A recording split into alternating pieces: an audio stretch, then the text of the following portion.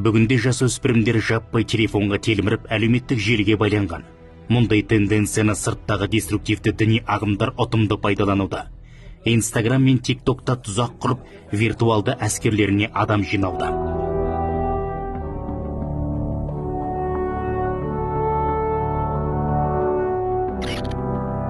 Әлеуметтік желіде адам арбау сатылы түрде жүреді. Алдымен нысанаға іліккен баланың парақшасын саралайды. Баланс орнатып, жеке басына қатысты деректерді жинақтайды.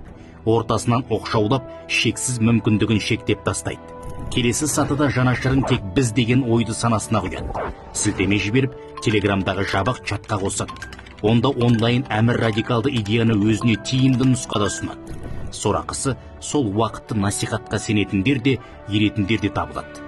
Осылайша ұлтымызды бөлшектеп тастауды көздейтін деструктивті ағымдар арам пиғылдарына жасөспірімдерді тартуда. Қауіпті контент дайындатады. Маңызды миссия деп террорлық акт, яғни аса ауыр қылмыс жасауға көндіреді. Мұндай мысал аз емес.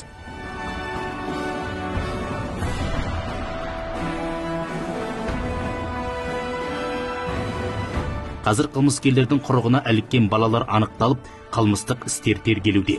Елімізде кәмелетке толмағандар арасында экстремизм мен терроризмнің алдын алу жөніндегі 2024-2026 жылдарға арналған жол картасы қабылданды. Құжат аталған кесапаттарды жойып, ұлттық құндылықтарды дәріптеп, жас жеткіншектерді патриотизмге баулуға бағытталған.